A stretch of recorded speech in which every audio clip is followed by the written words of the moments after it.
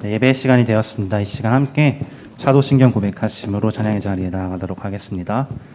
전능하사 천지를 만드신 하나님 아버지를 내가 믿사오며 그 외아들 우리 주 예수 그리스도를 믿사오니 이는 성령을 잉태하사 동정녀 마리아에게 나시고 본디오 빌라도에게 고난을 받으사 십자가에 못 박혀 죽으시고 장사한 지 사흘 만에 죽은 자 가운데서 다시 살아나시며 하늘에 오르사 전능하신 하나님 우편에 앉아 계시다가 저리로서 산자와 죽은 자를 심판하러 오시리라.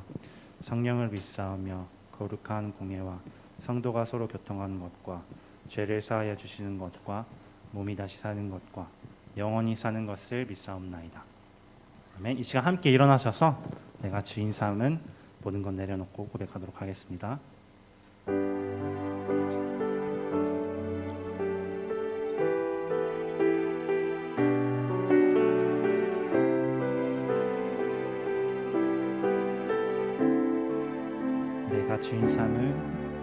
내가 주인 삼을 모든 것 내려놓고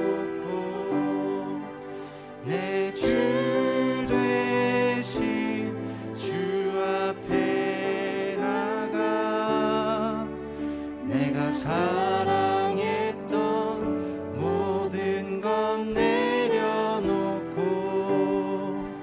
주님만 사랑해. 내가 주인 삼은 모든 것 내려놓고 내 주 되신 주 앞에 나가 내가 사랑했던 모든 것 내려놓고 주님만 사랑해. 주 사랑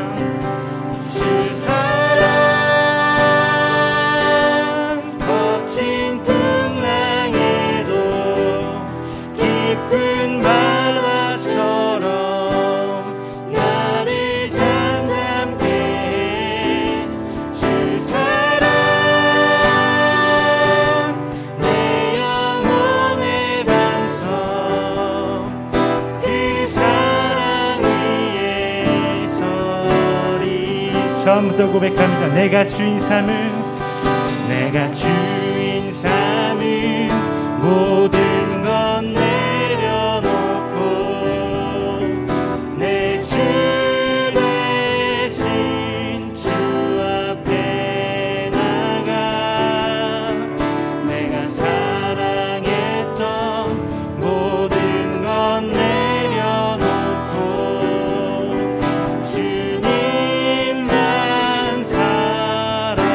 다시 한번 고백합니다. 내가 주인 삼을 내가 주인 삼을 모든 건 내려놓고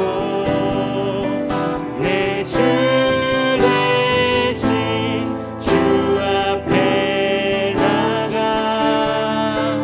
내가 사랑했던 모든 건 내려놓고 주님만 사랑해. 주 사랑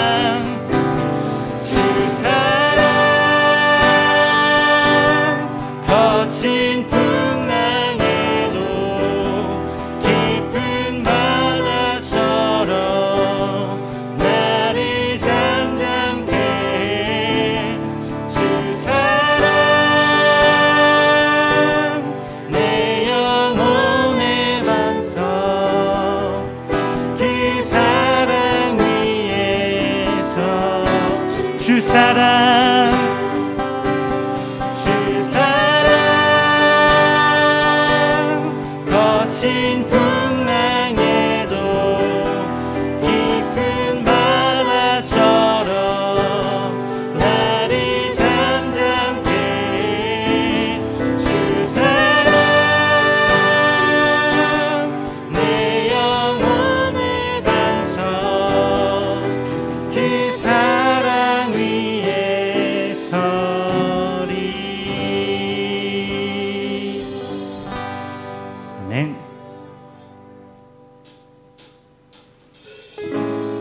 이 시간 매일매일 반복되는 갈등 속에서도 주님의 나라를 구하며 나아가겠다고 함께 고백하며 찬양하도록 하겠습니다.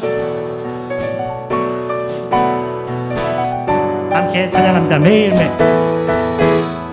매일매일 반복되는 갈등 속에 하루하루 선택이란 갈림길에 치열하게 살아가는 우리들의 시간 속에 매일같이 사랑이란 이름으로 하루 종일 동행하며 영원으로 이끄시는 진실하신 아름다운 노래하리. 처음부터 찬양합니다. 매일매일 반복되는 갈등 속에 하루하루 선택이란 갈림길에 치열하게 살아가는 우리들의 시간 속에 매일같이 사랑이란 이름으로 하루 종일 동행하며 영원으로 이끄시는 진실하신 아름다운 노래하리. 주의 얼굴을 구하는 이 자리 반가운 주의 음성으로 가물어 메마른 우리의 목마름을 채우고 주의 나라를 구하는 이곳은 영원한 주의 약속으로 우리의 마음 우리의 몸이 기뻐하니. 처음부터 고백합니다. 매일매일 반복되는 갈등 속에 하루하루 선택이란 갈림길에 치열하게 살아가는 우리들의 시간 속에 매일같이 사랑이란 이름으로 하루 종일 동행하며 영원으로 이끄시는 진실하신 아름다운 노래야. 주의 얼굴을 구하는 이 자리 반가운 주의 음성으로 가물어 메마른 우리의 목마름을 채우고 주의 나라를 구하는 이곳은 영원한 주의 음성으로 우리의 마음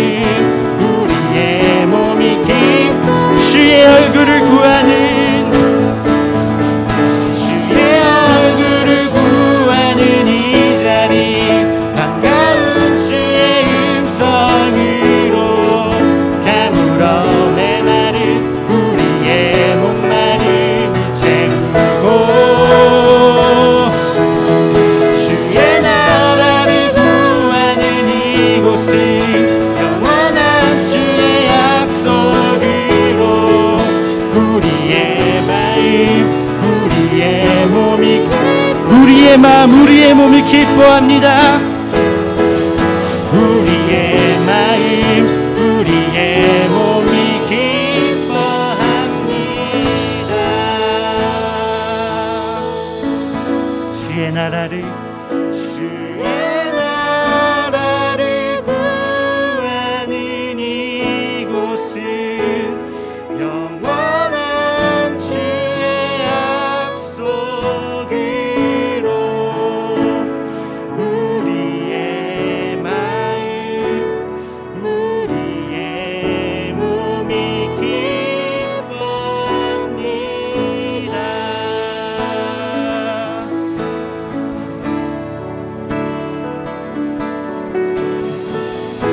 이 시간 계속해서 주님께 가까이 나아가도록 하겠습니다. 주께 가오니 주께 가오니 날 새롭게 하시고 주의 은혜를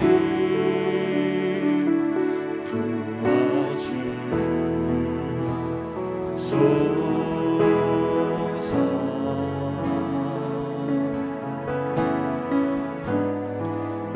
내 안에 발견한 내 안에 발견한 나의 연약함 모두 벗어지리라.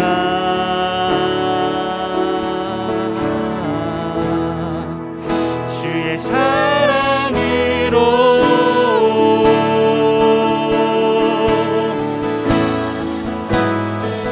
주 사랑 주 사랑 나를 붙드시고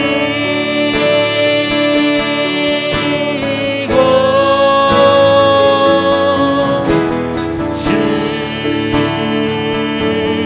곁에 날 이끌소서.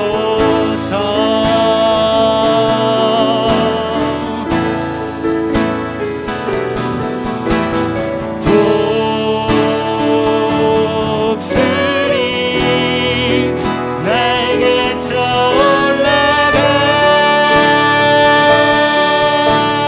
올라가듯 나 주님과 함께 일어나 걸으리. 주의 사랑 안에. 다 같이 2절 고백합니다. 나의 눈 열어 나의 눈 열어 주를 보게 하시고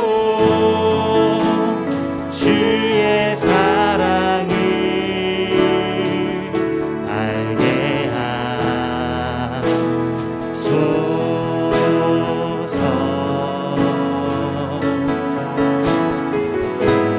매일 나의 삶에 매일 나의 삶에 주 뜻 이루어지도록 새롭게 하소서.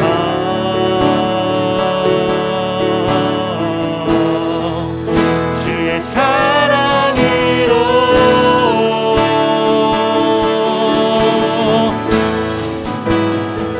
주 사랑 주 사랑 나를 붙드시고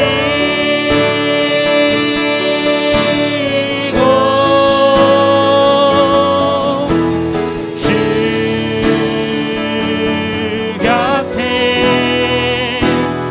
날 이끌소서.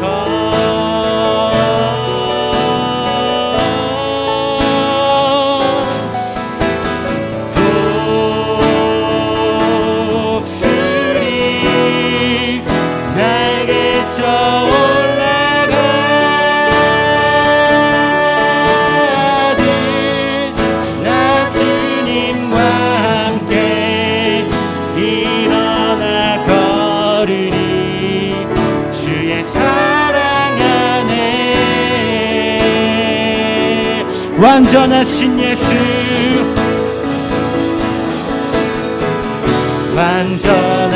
완전하신 예수 새롭게 하시네 연약한 내 영혼 온전하게 돼 완전하신 예수 완전하신 예수 새롭게 하시네 연약한 내 영혼 온전하게 되리 예수 닮기를 예수 닮기를 예수 보기를 예수만 높이기 내가 원하네 내 평생 소원 예수 닮기를 예수만 닮기를 내가 예수 닮기를 예수 닮기를 예수 보기를 예수만 높이기 내가 원하네 내 평생 소원 예수 닮기를 예수만 닮기를 내가 원하네. 이 시간 앉으셔서 함께 기도하도록 하겠습니다. 완전하신 예수 그리고 거룩하고 흠없는 그 이름을 이 시간 찬양합니다. 주님, 한 주간 살아오면서 하나님보다 앞서며 살아왔던 것 회개합니다. 주님보다 앞서지 않고 우리의 뜻보다도 주님의 뜻을 구하는 사람이 되길 간절히 원합니다. 예배를 통해서 홀로 영광 받아 주시옵시고 온전히 회복해 하여 주시옵소서. 시간 오늘 드려지는 예배를 위해서 함께 기도하도록 하겠습니다.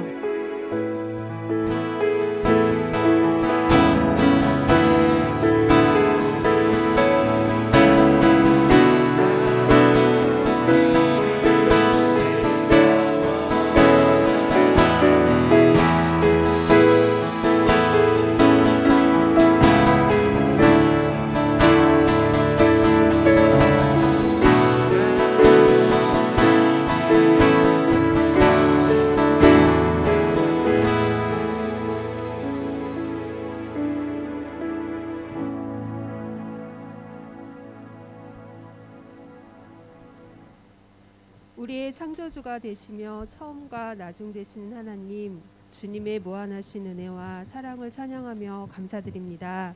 이 시간 우리가 주님을 예배할 때 온 마음과 정성을 다하여 주님을 예배하게 하옵소서. 역사의 주관자가 되시는 하나님, 코로나19로 인하여 생활의 어려움이 계속 여전한 가운데 있습니다. 하지만 주님을 생각하며 찬양하며 묵상하는 것을 게으르지 않게 하시며 우리의 주관자가 되시는 분은 오직 한 분임을 고백하는 저희들 되게 하옵소서. 전도사님의 말씀을 받습니다. 강건함을 주시고 말씀을 통하여 한 주간의 삶이 주님을 바라는 삶이 되게 하시며 주님을 닮아가는 삶이 되게 하옵소서.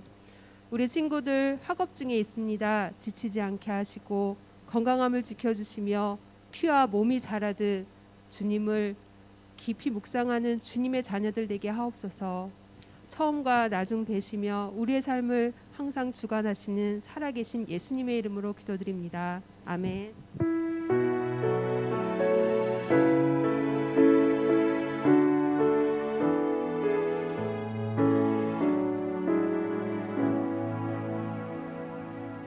준비한 예물 하나님께 올려드리도록 하겠습니다.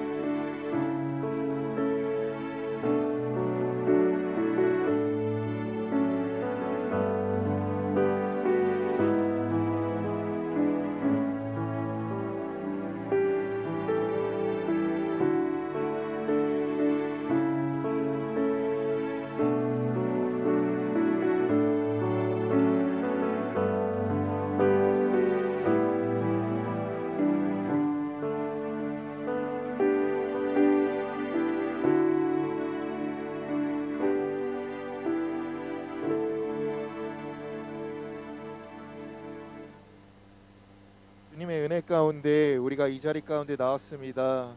빈손으로 오지 않고 주님께 구별하여 헌금 올려드리오니 주님이 이 손길 기억하시고 헌금이 쓰이는 곳곳마다 오직 주님의 영광만 드러나길 기도드립니다. 주님, 이 코로나 상황 가운데 우리가 지치지 아니하고 믿음 잃지 아니하고 주님께 향한 그 시선이 곧바로 고정되길 원합니다. 항상 주님을 향한 그 사랑을 먼저 느껴서 우리 중등부 친구들, 선생님들이 세상의 빛과 소금과 같은 존재 될 수 있도록 함께하여 주시옵소서. 이제 말씀 받습니다. 부족한 종의 입술을 주장하사 그 종으로부터 흘러들어온 그 말씀이 가감없이 선포될 수 있도록 함께하여 주시옵시고, 이 말씀을 듣는 친구들, 선생님들 온전히 그 말씀을 받고 그 말씀만으로서 살아가는 우리 중등부 될 수 있도록 함께하여 주시옵소서. 모든 것 주님께 맡겨드리오며 살아계신 예수님의 이름으로 기도드립니다. 아멘. 네, 오늘 함께 나눌 말씀은 사도행전 9장 18절에서 20절 말씀입니다. 사도행전 9장 18절에서 20절 말씀입니다. 제가 가진 성경으로 신약성경 202페이지입니다. 신약성경 202페이지입니다.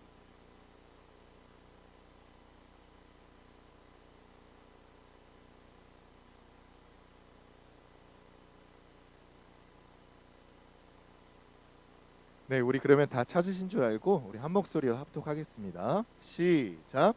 즉시 사울의 눈에서 비늘 같은 것이 벗어져 다시 보게 된지라 일어나 세례를 받고 음식을 먹음에 강건하여 지니라.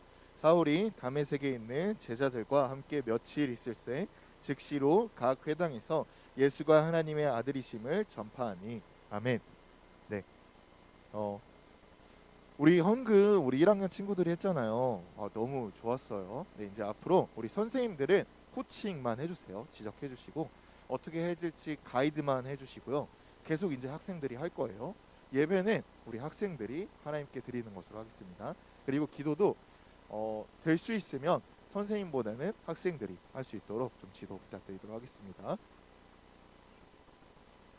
우리 어느 목사님께 들은 이야기예요. 여러분들도 잘 알고 있는 예능인이 있어요. 이경규 씨라고 혹시 들어보셨나요? 이경규 씨 알아요? 우리 중등부 친구들은 잘 모를 수도 있어요. 이경규 씨라는 예능인이 있는데요. 그분이 예전에 이런 프로그램을 진행했어요. 이것도 모를 거예요. 양심냉장고라고 혹시 아세요? 양심냉장고? 우리 청년 선생님들은 모르실 수도 있어요. 양심냉장고. 우리 작년 선생님들만 아실 거예요. 양심냉장고. 어떤 프로그램이냐면 양심을 지킨 사람들에게 냉장고를 주는 예능 프로그램이에요. 되게 심플하죠. 그러니까 뭐 정지선을 잘 지켰다던가 아니면 아무도 안 보는데 뭐 신호 위반을 안 한다거나 뭐 그러니까 누가 있던 없던 간에 양심을 잘 지킨 사람들한테 뭘 준다고요, 여러분? 냉장고. 네. 지금 생각해 보면 이게 뭐가 재미나 있겠어라고 할 수 있겠지만 그 당시에는 엄청나게 히트를 쳤어요. 그래서 이 예능 프로그램으로서 이 이경규 씨가 지금 뭐 국민 MC 하면 유재석이잖아요. 근데 그 당시만 하더라도 이 양심 냉장고로 인해서 국민 MC 타이틀을, 대표 MC 타이틀을 가져갔어요. 누가요? 이경규 씨가요. 근데 여기서 되게 의아한 일이 있습니다. 우리가 흔히 생각하기로는 인기가 한참 들끓어 오를 때, 인기가 한참 정점에 오를 때 더 많이 일을 하거나 아니면 더 많은 프로그램에 참여해서 자신의 인기를 더욱더 치솟아야 하잖아요. 근데 이경규 씨는 돌연 일본으로 유학 갑니다. 몰랐죠. 예능 프로그램, 그러니까 양심 냉장고로서 얻은 그 인기를 가지고 나서 더 치고 나가도 모자랄 판에 갑자기 돌연 일본으로 유학을 가요. 그때의 인터뷰가 참 인상적인데요. 당연히 한국의 많은 사람들은, 기자들은 이경규 씨한테 물을 거 아니에요. 아니 왜 일본으로 유학을 가세요? 지금 더 프로그램하고 더 작품 활동하면 더 많은 돈과 더 많은 유명을 얻을 수 있을 텐데, 인기를 얻을 수 있을 텐데 왜 일본으로 유학을 가세요? 이경규 씨의 첫 마디는 이거였어요. 두렵습니다. 이야기인 즉슨 이거예요. 양심 냉장고로 인해서 어느새 이경규, 그러니까 자기 자신이 양심의 아이콘이 됐다는 거예요. 그래서 양심과 관련된 인문학 강사, 심지어 검찰에서도 이경규 씨를 데리고 와서 양심과 정의에 대해서 강의를 해주십시오 라고 이렇게 제안이 들어온 거예요. 이경규 씨 자기 자신은 이렇게 생각했던 거예요. 나는 그런 사람이 아닌데, 나는 그렇게 양심적이고 정의로운 사람이 아닌데, 이렇게 가다가는 큰일 나겠다 하면서 돌연 모든 작품 활동을 멈추고 일본으로 갑니다. 저는 이 사건을 보고요, 이 인터뷰를 보고 이경규 씨 참 지혜롭다 이렇게 생각을 했어요. 왜죠? 자기 자신을 속일 수는 있어요. 자기 자신이 그냥 착해 보이는 척, 선해 보이는 척 조금 꾸며질 수 있어요. 하지만 본래 얼마 안 있고 나서 내가 누구인지는 밝혀지게 돼요.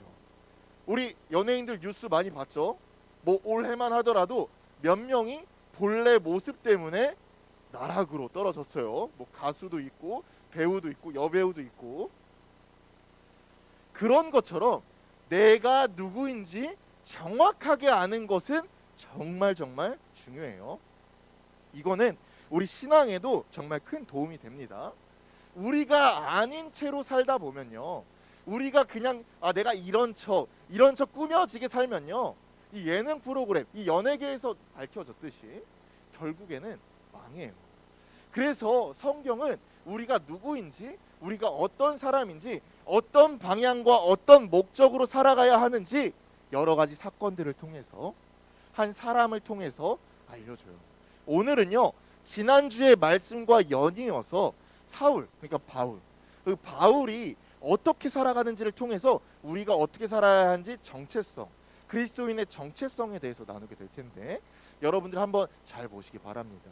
우리가 그동안에는 그냥 이름만, 그냥 불려지는 이름만 그리스도인이라면 다시금 반추하여서 우리가 그리스도인답게 살아가는 중동부 되기를 바라겠습니다.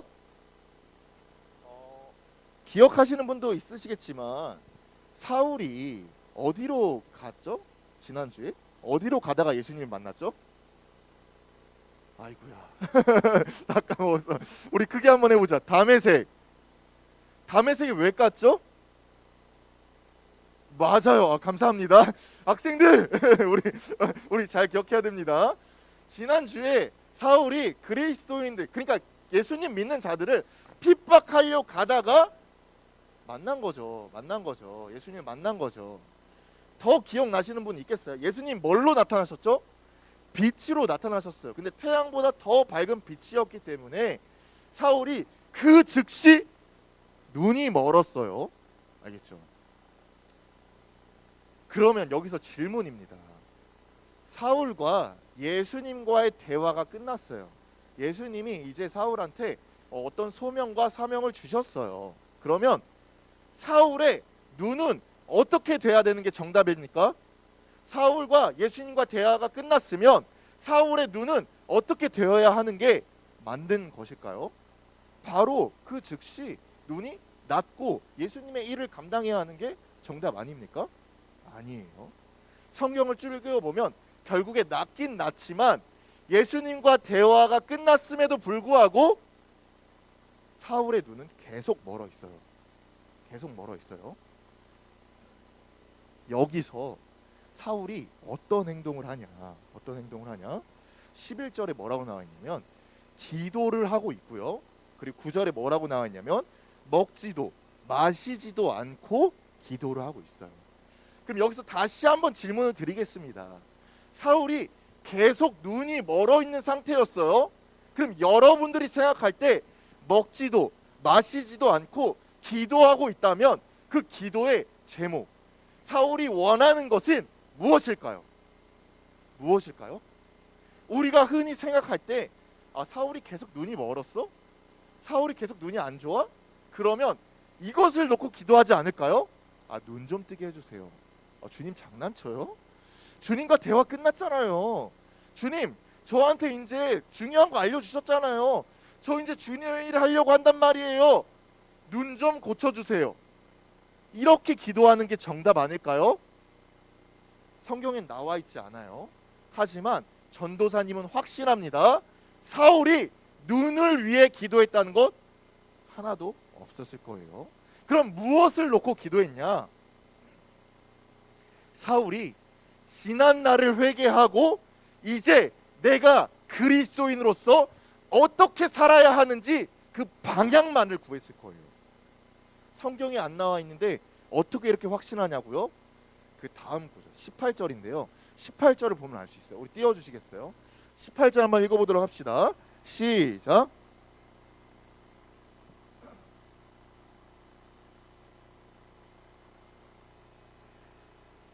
전도사님이 왜 이렇게 사울이 자신의 눈을 위해서 기도하지 않고 하나님의 방향, 하나님의 목적만을 위해 기도하냐는 것을 확신하냐면 사울이 눈을 뜨고 가장 먼저 무엇을 했는지 보면 알 수 있어요. 여러분들, 사울이 눈이 뜨이고 가장 먼저 무엇을 했나요? 우리 크게 따라해 봅시다. 세례를 받았어요. 세례를 받았어요. 여러분들 중에 금식을 한 사람들이 있을 거예요. 금식을 하면 가장 먼저 생각나는 게 뭔지 알아요? 음식이에요. 자동적으로 다이어트 한다 하더라도 여러분들 가장 많이 생각나는 게 뭐예요? 음식이에요. 부끄러운 얘기지만 전도사님도 금식을 한 적 있었어요. 중학교 때 뭐 교회 릴레이 금식 기도회 이래가지고 금식 기도를 한 적 있었어요. 근데 전도사님이 하필 가장 어려운 타임, 저녁 6시부터 저녁 12시까지 이 타임을 맡았어요. 근데 전도사님 너무 부끄러운 얘기지만 11시 30분부터 밥 먹을 준비를 하는 거야. 그래서 밥을 차려놔. 그 다음에 12시 딱 되자마자 바로 그냥 밥을 먹었어요. 네. 너무 부끄러운 얘기긴 하지만 이렇듯이 금식하면 하루 종일 음식 생각밖에 안 나요. 만약에 바울이 자기 자신을 위하고 눈을 위했으면 금식하고 기도했잖아요. 그럼 눈이 뜨인 즉시 바로 음식을 먹거나 아니면 그동안 못 봤던 아름다운 것을 보거나 그렇게 하는 게 정답 아닐까요? 하지만 바울이 그 다음에 한 행동을 보면 세례를 받았다는 것을 알 수 있어요. 여러분들, 세례가 뭔 뜻인지 아나요? 세례는 되게 심플해요. 우리 크게 한번 따라해 봅시다. 나는 죽고, 우리 따라해 봅시다. 나는 죽고 예수만 삽니다. 이 뜻이에요. 바울이 만약에 자기 눈을 위하고 자기의 욕을 위하고 자신의 욕정을 위했으면 세례 받지 않아요. 그냥 자기가 하고 싶은 것들을 하면서 살아요. 하지만 바울은 눈이 뜨인 즉시 바로 가서 세례를 받습니다.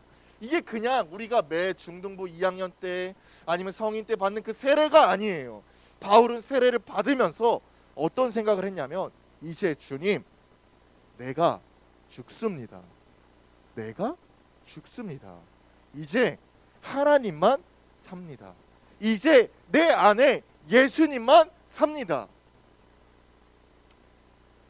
이런 생각하시는 분들이 있어요.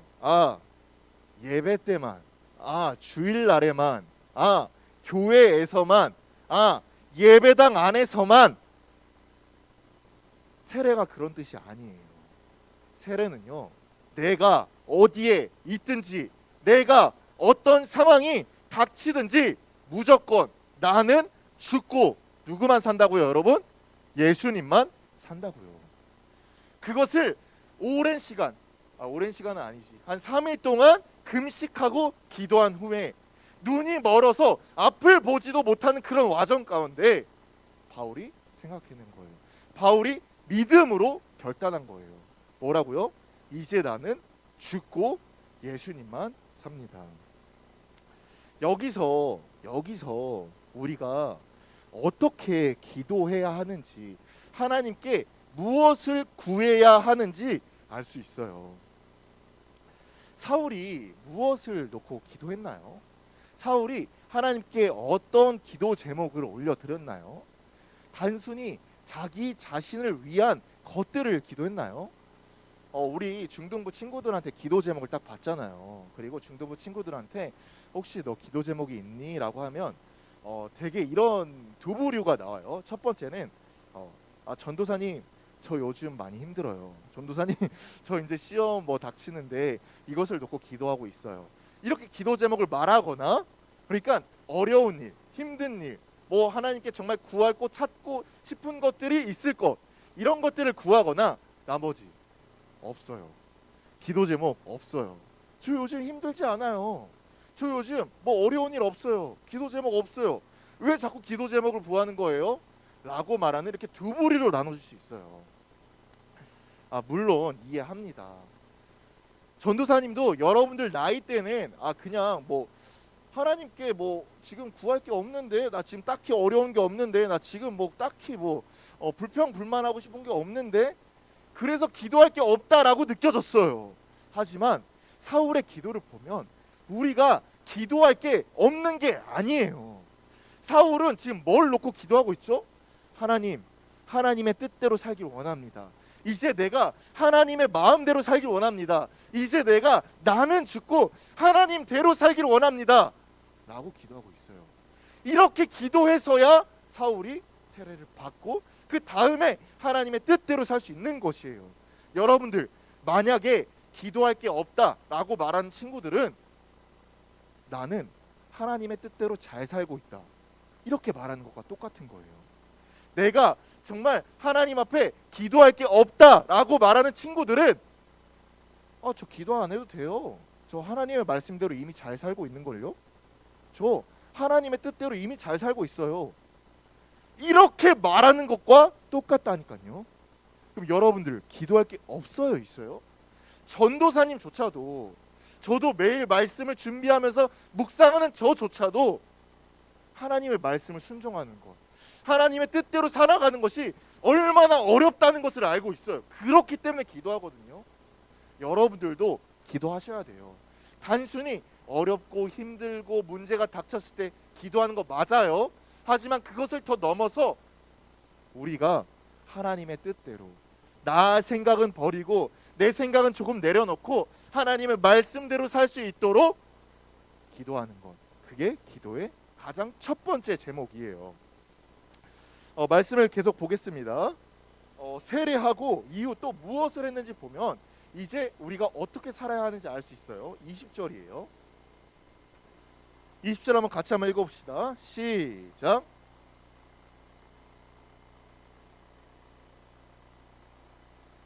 이 말씀을 딱 보잖아요. 그러면 사울이 이제 세례 받고 하나님의 뜻대로 살겠다고 했으니까 하나님의 말씀을 전파했네, 예수님을 전파했네, 별로 이상한 게 없어 보여요. 하지만 정말 유심하게 보면 이상한 말씀이에요. 봐봐요. 가장 먼저 장소입니다. 어디서 지금 사울이 전파하고 있죠? 회당이에요. 회당. 회당이 어떤 곳이냐면요, 유대인들이 정말 많은 곳으로서 이 당시에는 회당에서 말씀 교육을 했고요, 모임을 가졌고요, 회의를 했어요. 그냥 이런 것들은 좀 내려놓고 어떤 사람들이 가장 많았다고요? 유대인들이 가장 많았어요. 거기서 지금 바울이 뭘 선포하고 있죠? 예수가 하나님의 아들이다. 여러분들, 가장 나쁜 사람이 누군지 아십니까? 가장 크게 처벌받아야 할 사람이 누군지 아십니까? 배신자예요. 배신자. 사울이 처음에는 유대인들 입맛에 아주 잘 맞는 사람이었어요. 자신의 모든 것을 허비하면서까지 예수님 믿는 자들을 핍박했으니까요. 근데 사울이 지금 어디서 전파하고 있다고요? 회당에서요. 회당이 어떤 곳이라고요? 유대인들이 많은 곳이라고요. 정말 전도사님 딱 처음에 봤을 때는 이해가 안 갔어요. 왜? 왜? 만약에 여기서 전파를 하잖아요. 그러면 사울은 그 즉시 목숨을 위험당할 일이 생기는 것이거든요. 근데 왜 이 회당에 가서 전파했을까?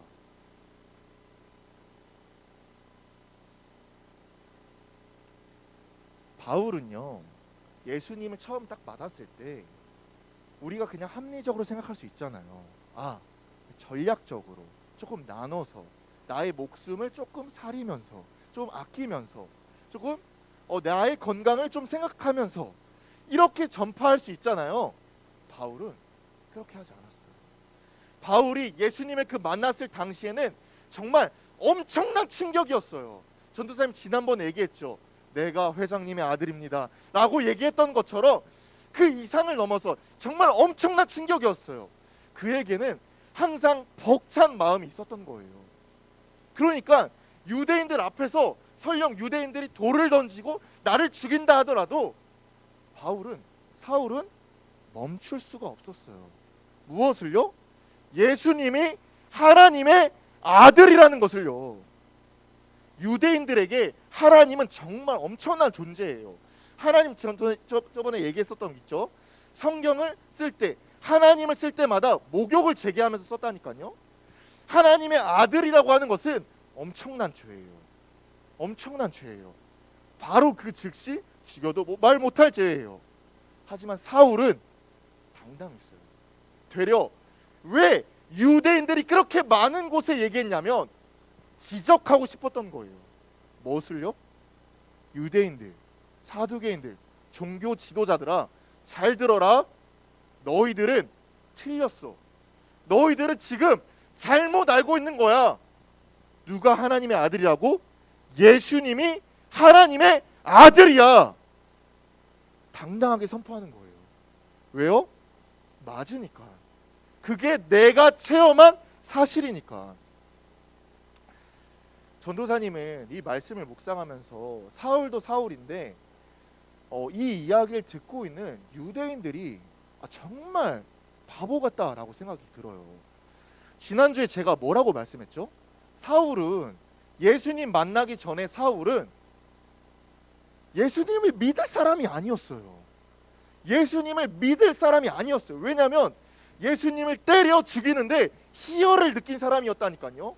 누가 봐도 사울이 예수님을 따르리라고는 상상조차 못했어요. 근데 그런 사울이 유대인들 앞에서 얘들아, 유대인들아, 하나님이, 예수님이 사실 하나님의 아들이야 라고 선포한다면 유대인들이 잠시 멈추고 고민해야 되지 않을까요? 사울이 왜 저러지? 사울이 왜 저러지? 진짜 예수님이 하나님의 아들 아니야? 하지만 유대인들은 듣지 않습니다. 유대인들은 귀가 막고 눈이 멀어 자기의 정욕과 자기의 뜻대로 살아갑니다. 여기서도 알 수 있죠. 비록 종교 지도자들이고 구약을 통달하고 하나님의 말씀을 잘 안다 할지라도 뭐에 사로잡혀? 나의 뜻과 나의 생각에 사로잡혀 진리를 받아들이지 못하는 거예요. 누가 봐도 이상한 사랑이에요.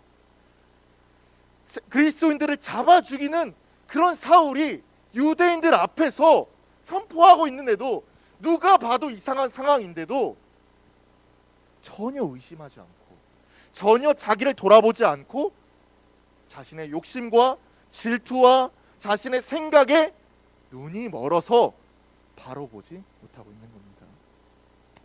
그 이후의 말씀도 되게 이상해요. 사울이 지금 뭐라고 선포하죠? 여기서 한번 읽어볼게요. 여기서 예수가 시작. 우리 다 알고 있는 사실이라서 이게 뭐가 이상하지? 라고 생각할 수 있어요. 하지만 예수님이 사울을 만났을 때 단 한 문장밖에 이야기를 하지 않아요. 우리 다음 장 한번 넘어가 주시겠어요? 지난번 읽어봤던 말씀인데 다시 한번 읽어볼게요. 시작.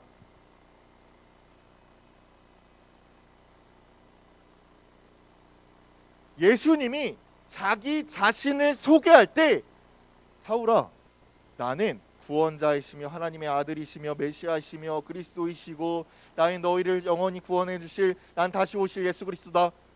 이렇게 구구절절 설명하는 게 아니라 한 문장이에요. 나는 네가 박해하는 예수라. 그 이후의 말씀을 읽어보면요, 예수님이 그 이후에 나는 너희를 위할 구원자다, 나는 하나님의 아들이다 라는 것이 전혀 언급되지 않아요. 사울이 들었던 말은 이거 한마디예요. 네가 박해하는 예수야. 나 하나님은 네가 박해하는 예수야, 이 한마디밖에 안 들었어요. 근데 한번 이전 문장 한번 돌아가 보실까요? 20절을 보면 사울은 지금 뭐라고 선포하고 있죠? 예수가 하나님의 아들이다. 이상하지 않나요? 사울이 들었던 말은 내가 박해하는 예수다라밖에 안 들었는데 사울은 지금 뭘 선포하고 있어요? 예수가 하나님의 아들입니다. 어떻게 이렇게 알 수 있었을까요? 어떻게 이렇게 깨우칠 수 있었을까요? 사울이 누구죠, 여러분들? 바리새인이면서 유대인이에요. 사울도 구약을 통달한 사람이에요. 구약을 한 문장으로 줄이면 이렇게 줄일 수 있어요. 예수님이 곧 오신다. 너희를 구원할 예수님이 곧 오신다. 바울도 이걸 알고 있었을까요? 몰랐을까요? 알고 있었어요. 우리에게 곧 메시아가 오겠지. 우리에게 곧 하나님의 아들 구원자가 오시겠지. 근데 그 구원자가 예수님인 줄을 몰랐던 거예요. 하지만 예수님께서 친히 오셔서 한 문장만 말씀하세요. 내가 그 예수야. 내가 그 예수야. 바울은 그 한 문장만 들었지만 구약의 모든 그 내용과 모든 말씀이 이 예수님을 향하고 있구나라는 것을 깨달았어요. 비록 이 박해하는 예수라라는 그 한 문장만 들었지만 바울이 그 이후에 펼치는 신학과 말씀과 사상은 정말 대단해요. 바울이 어떻게 이렇게 이야기할 수 있었을까요? 바울은 다른 종교 지도자들과 다르게 정말 그 구원자를 기다리고 있었습니다. 정말 그 구원자를 정말 바라고 원하고 찾고 있었어요. 하지만 그의 생각과 그의 뜻에 가려서 바른 구원자를, 바른 예수님을 바라보지 못했던 것이에요. 하지만 예수님께서 눈꺼풀을 벗기시고 실제로 나타나셔서 바울에게 말씀하셨을 때 바울은 모든 지식을 깨우치고 바로 예수님을 바라보며 이제 내가 어떻게 살아야 하는지, 비록 유대인들이 많은 회당일지라도, 비록 내가 목숨이 위협받을 상황일지라도 당대히 내가 어떻게 선포해야 할지 깨우치게 됐습니다. 여러분들 교회에서 그리스도인에 반대되는 말을 어떻게 부르는지 혹시 아시나요? 그리스도인과 반대되는 말, 그리스도인과 다른 말, 비그리스도인이라고도 하고 흔히 이렇게 말하는 거 여러분들도 들어봤을 거예요. 세상 사람들, 그죠? 비그리스도인에 반대되는 말을 세상 사람들이라고 부르는 거 여러분들 많이 들어보셨을 거예요. 근데 의아하지 않나요? 여러분, 세상 사람들이 악한가요? 세상 사람들이 도덕적이지 못한가요? 세상 사람들이 비인륜적인가요? 그게 아니잖아요. 근데 왜 그리스도인에 반대되는 말을 세상 사람들처럼 살지 맙시다, 세상 사람들처럼 살지 맙시다, 왜 세상 사람들이라고 하는 것일까요? 이유는 한 가지예요. 세상 사람들이라고 부르는 이유는 세상 사람들이 그냥 악하고 나쁘고 이런 것이 아니라 세상의 뜻을 쫓아, 세상의 가치관을 쫓아 사는 사람들이 그리스도인과는 반대되기 때문에 그렇게 부르는 거예요. 그럼 그리스도인, 왜 그리스도인이라고 할까요? 그냥 이름만 걸쳐서, 나는 주일 예배만 잘 다녀서, 나는 찬송 크게 불러서, 나는 그냥 엄마가 말씀하시는 대로 헌금을 잘 내서, 그래서 그리스도인이라고 부르는 것일까요? 아니에요. 그리스도인이라고 부르는 것은 그리스도의 뜻을 쫓아, 그리스도의 말씀을 쫓아가는 것이 그리스도인이에요. 우리 한번 생각을 해봐야 됩니다. 우리가 그리스도인이라고 불림을 받잖아요. 그리고 우리가 엄마한테, 친구들한테, 그리고 전도사님인 저에게 친구들이 그냥 자신 있게 나는 그리스도인이야 라고 말할 수 있잖아요. 근데 우리가 진짜 그리스도를 쫓아 그리스도의 말씀을 순종하여서 살고 있는지 생각해 봐야 돼요. 이 바울이 정말 자신을 생각했다면 이렇게 할 수 없어요. 세례를 받지 않고요, 회당에 나아가서 감히 예수님이 하나님의 아들이라 선포하지 않아요. 이렇게 할 수 있었던 이유는 정말 사울이 그리스도를 쫓은 사람, 그리스도인이라는 것을 보여주는 것입니다. 우리는 결단해야 해요. 그냥 이름만 그리스도인, 나는 예배 잘 나와, 나는 뭐 찬송 잘 드려, 나는 헌금 잘 드려, 나는 그냥 기도 잘해 에서 끝나는 것이 아니라 삶의 모든 순간에서 어떤 상황 속에서도 그리스도를 쫓아 그리스도의 말씀대로 순종하는 우리 중등부 되기를 바라겠습니다. 우리 찬양하고 마치도록 하겠습니다. 예수 닮기를 이라는 찬양인데요. 사실 우리가 어떻게 살아가야 하는지 잘 모를 때가 많이 있잖아요. 그리고 어떤 방향으로서 우리가 살아가야 하는지 잘 모를 때가 있어요. 성경은 힌트를 주고 있어요. 그때 예수님을 보라. 그래서 우리가 그냥 예수님의 뭐 눈, 코, 입을 담고 예수님의 모습을 담고 예수님이 뭐 그냥 하시는 말투를 담고 이런 외형적인 모습이 아니라 예수님께서 어떻게 하셨는지 보면 우리가 하나님 뜻대로, 내 뜻이 아니라 내 마음이 아니라 하나님 뜻대로 살 수 있다는 것을 발견할 수 있거든요. 그래서 이 찬양을 부르면서 우리 중동부 친구들이 그동안에 내가 정말 이름만 그리스도인이었다면 결단하는 시간 가졌으면 좋겠습니다. 예수를 닮아서 예수님의 뜻대로 사는 우리 중동부 되기를 바라겠습니다.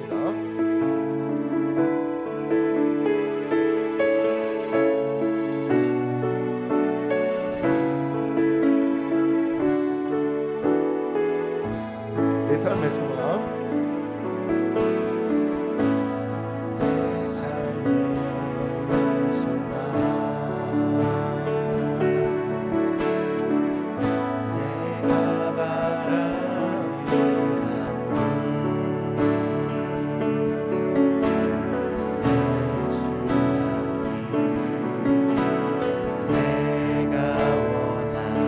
한없는 사랑, 한없는 사랑,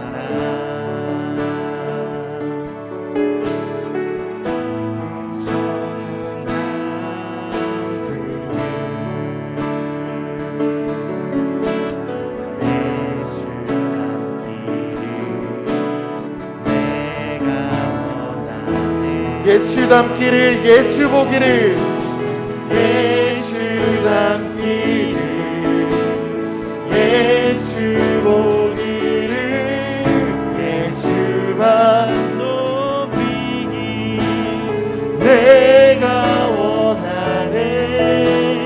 내 평생 소원, 예수 닮기를, 예수만 닮기를 내가 예수 닮기를, 예수 보기를, 예수 닮기를, 예수 보기를, 예수만 높이기 내가 원하네.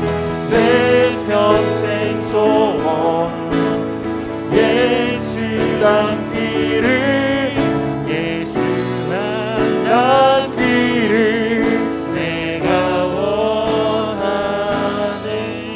우리 들은 말씀 기억하면서 기도하길 바랍니다. 그동안 우리가 겉으로만 그리스도인이라 불렀다면 이 시간 회개하고 결단하시길 바라겠습니다. 잃었던 예수님의 모습을 찾게 하여 주시옵소서. 잃었던 우리의 하나님의 모습을 찾게 하여 주시옵소서. 그리하여서 우리가 겉으로만 그리스도인이라 불리는 바 되는 것이 아니라 정말 우리의 삶 속에서, 말 속에서, 행동 속에서 예수님이 나타나는 중등부가 되기를 기도하시길 바라겠습니다. 기도하시겠습니다. 하나님 아버지요, 주님, 우리가 결단하길 바랍니다. 그동안 겉으로만 그리스도인이라 불렸다면 이 시간 하나님의 뜻을 쫓아, 하나님의 말씀을 쫓아 하나님 앞에 나아가도록 합니다. 우리의 삶 속에서, 우리의 말씀 속에서, 우리의 행동 속에서 온전히 예수님만 드러나는 우리 중동부 될 수 있도록 함께하여 주시옵소서. 그 모든 것이 하나님의 영광이요 하나님의 뜻인 줄 믿습니다. 우리가 그동안 우리의 생각과 우리의 뜻을 쫓아서 바리새인과 같았다면, 유대인들과 같았다면 지금 이 시간 모든 것을 주님 앞에 내려놨사오니 하나님을 쫓아 살아가는 우리 중등부 될 수 있도록 주님 함께하여 주시옵소서. 하나님 아버지로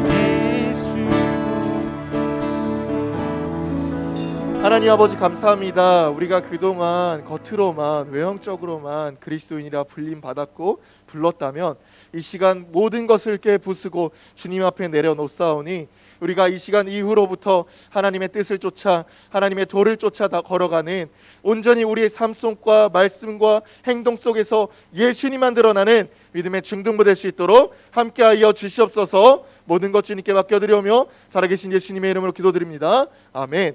주기도문 드리시겠습니다.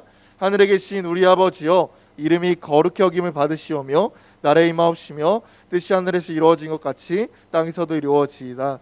오늘날 우리에게 일용할 양식을 주옵시고 우리가 우리에게 죄진 자를 사하여 준 것 같이 우리 죄를 사하여 주옵시고 우리를 시험에 들게 하지 마옵시고 다만 악에서 구하옵소서. 대개 나라와 권세와 영광이 아버지께 영원히 있사옵나이다. 아멘. 네, 우리 다음 부관님 나오셔서 광고하도록 하겠습니다.